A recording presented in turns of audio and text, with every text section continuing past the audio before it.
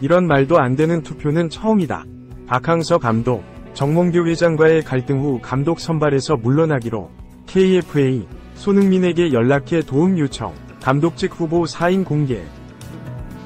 대한축구협회 전력강화위원회가 5시간 회의 끝에 국가대표팀 감독 12명이 후보군을 선별했다고 밝힌 가운데 당초 공표했던 내용을 뒤집는 등 들쑥날쑥 행정이 도마에 오르고 있다.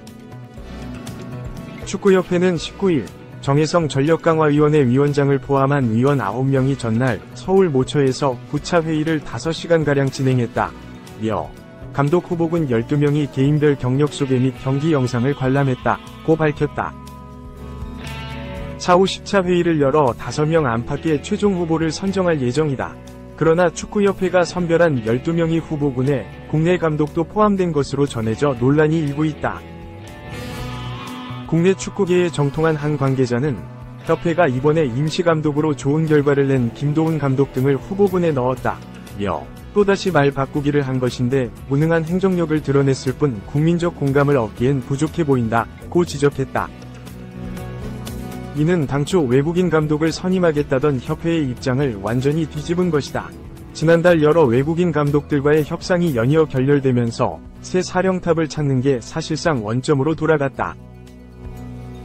결국 국내 감독을 후보군에 넣은 건 외국인 감독들과의 협상이 원활하지 않을 경우 국내 감독을 선임하겠다는 의도가 깔려있는 것 아니냐는 해석이 나온다. 특히 협회는 위르겐 클린스만 전 감독 경질 위약금, 천안축구센터 건립으로 인한 빠듯한 재정 상태로 인해 외국인 감독을 데려오는 게 사실상 어려운 실정이다. 클린스만 전 감독에 대한 위약금이 100억 원에 달하는 것으로 알려져 있다. 정몽규 협회 회장의 독단적 인사참사로 인해 혹독한 대가를 치르고 있는 셈이다. 이제 시간도 빠듯하다. 협회는 이르면 지난달 초 감독 선임을 약속했으나 지키지 못했다. 오는 9월 초 A매치 2026 북중미 월드컵 아시아 지역 3차 예선 전에 반드시 새 사령탑을 선임해야 한다. 지난 2월 클린스만 전 감독 경질 이후 사상 초유의 임시감독 체제로 2차례나 A매치를 치른 것도 모자라 무려 4개월 동안 허송세월만 보냈다. 축구계에선 우려가 나온다. 시간과 재정에 쫓겨 수준이 떨어지는 감독을 선임할 수도 있어서다. 현재 축구대표팀은 주장 손흥민, 토트넘을 비롯해 이재성, 마인츠, 황희찬, 울버햄프턴, 김민재, 바이에른 뮌헨, 이강인, 파리 생제르맹 등 사상 최고 전력으로 꼽힌다. 이들을 만족시키며 진두지휘할 만한 사령탑을 데려와야 하는 게 협회의 의무이자 책임이다. 그러기 위해선 해외 축구에 정통하고 경험이 풍부한 사령탑을 찾아야 한다. 손흥민은 지난달 호주 프리시즌 투어 기자회견에서 국내 감독은 한국 문화를 잘 알지만 경험은 부족할 수 있다 면서도 협회가 결정할 문제라고 말했다.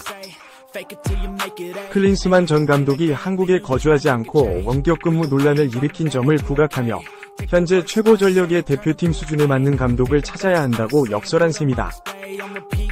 한 국가대표 출신 지도자는 현재 대표팀 선수들의 기준에 미치지 못하는 수준 미달의 감독이 오면 선수단 장악부터 힘들 것이라며 협회는 세계 축구 이해도가 높은 감독을 데려와야 한다고 강조했다. 2. 김도훈 급부상. 한국 남자축구 국가대표팀이 최선이 아니면 차선의 정식 감독이라도 선임해야 하는 벼랑 끝에 몰렸다. 외국인 사령탑으로 가닥을 잡았던 대한축구협회는 김도훈 전 임시감독 부임 효과를 본 뒤 국내 지도자까지 범위를 넓혀 후보군을 12명까지 추렸다. 대한축구협회 국가대표전력강화위원회는 18일 서울 모처에서 열린 비공개 제8차 회의를 통해 신임감독 후보 12명이 경기 영상과 자료 등을 평가했다. 12명의 후보 중에서 5명 내외로 최종 후보를 추릴 것으로 보인다. 정혜성 위원장은 이날 서울신문과의 통화에서 국내 지도자도 포함됐다고 말했다. 지난달 22일 국내 감독은 부담이 따른다. 외국인을 중심으로 진행할 것이라고 밝혔으나 일정이 촉박한 상황에서 김 전 감독이 괄목할 만한 성과를 내자 그를 포함해 내국인도 검토하는 쪽으로 방향을 틀었다. 김 전 감독은 지난 3월 황선홍 전 감독에 이어 두 번째로 대표팀 임시 사령탑을 맡아 A매치 2경기를 2승 8득점 무실점으로 마쳤다. 또한 김민재, 바이에른 미넨, 조규성, 미트윌란, 설영호, 울산 HD 등이 부상 이탈한 가운데 배준호, 스토크시티, 황재원, 대구 등을 발탁해 성적과 세대교체 2마리 토끼를 모두 잡았다. 기존에 거론됐던 국내 후보를 보면 홍명보 울산 감독 등 K리그 현직 사령탑들은 협회의 제안을 고사했고, 황선홍 전 23세 이하 대표팀 감독은 2024 파리올림픽 본선 진출에 실패한 다음 대전 하나시티즌의 지휘봉을 잡았다. 지금 대표팀을 이끌 수 있는 내국인은 사실상 김 전 감독뿐이다. 전력강화위원회는 지난달 협상 무산의 여파로 후보 면면을 비밀리에 붙이고 있다. 당시 정 위원장은 1순위 후보로 제시 마시, 미국, 2순위로 헤수스 카사스, 스페인 감독을 선정했는데 이 사실이 외부에 알려지며 연봉 협상 과정에서 불리한 위치에 놓였다. 결국 마시 감독은 캐나다 국가대표팀 사령탑에 부임했고, 카사스 감독은 이라크 대표팀에 잔류했다.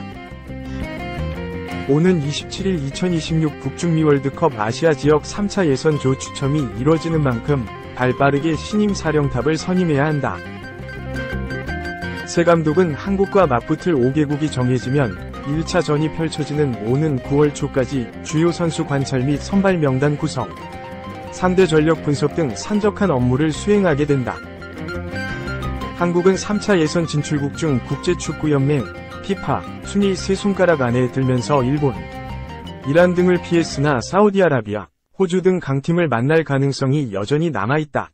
조 2위 안에 들어야 본선행을 확정할 수 있어서 철저한 준비가 필요하다. 3. 한국 6월 피파 랭킹. 한 단계 오른 22위 전망, 아시아 3위 유지. 대한민국 축구 국가대표팀의 6월 국제축구연맹, 피파, 랭킹이 지난 3월보다 한 계단 오른 22위가 될 것으로 보인다. 아시아에서는 3위 자리를 지켜 2026 피파 북중미 월드컵 아시아 최종 예선 3차 톱시드를 확보한다. 19일 피파 랭킹을 실시간으로 집계하는 풋볼 랭킹에 따르면 한국은 6월 월드컵 아시아 2차 예선 싱가포르 중국전 승리로 8.88점을 획득. 피파 랭킹 포인트 1572.87점으로 22위로 한 계단 오를 전망이다. 일본 18위, 이란 20위에 이어 아시아 세 번째다. 지난 3월 피파 랭킹에서는 아시아 네 번째였던 호주와의 피파 랭킹 포인트 격차가 0.06점에 불과해 자칫 최종 예선 톱시드를 놓칠 뻔했지만 싱가포르와 중국을 모두 잡으면서 아시아 세 번째 자리를 유지하게 됐다. 호주도 같은 기간 방글라데시와 팔레스타인을 모두 꺾었지만 한국이 상대한 팀들보다는 피파 랭킹이 낮은 팀들이어서 7.36점을 추가하는 데 그쳤다. 호주의 피파 랭킹 포인트는 1571.29점으로 한국과 격차가 조금 더 벌어졌다.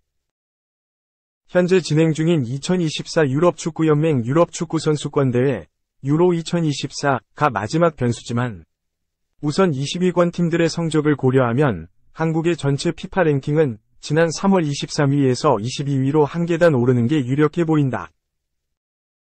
22위였던 우크라이나가 지난 루마니아전 0에서 3패배로 무려 20.92점을 잃어 25위로 추락하고 대신 한국과 호주, 오스트리아의 순위가 한 계단씩 오를 것이라는 게 풋볼 랭킹의 전망이다. 올해 한국의 피파 랭킹은 아시아 축구연맹 아시안컵 전 23위였다가 아시안컵을 마친 뒤 22위로 단 한 계단 오르는 데 그쳤다.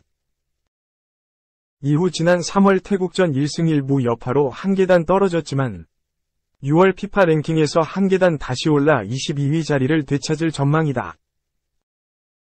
6월 피파 랭킹은 오는 20일 발표될 예정인 가운데 다만 유로 2024와 남미 코파 아메리카가 계속 진행되는 만큼 다음 순위가 발표될 때 한국의 피파 랭킹은 떨어질 가능성이 크다.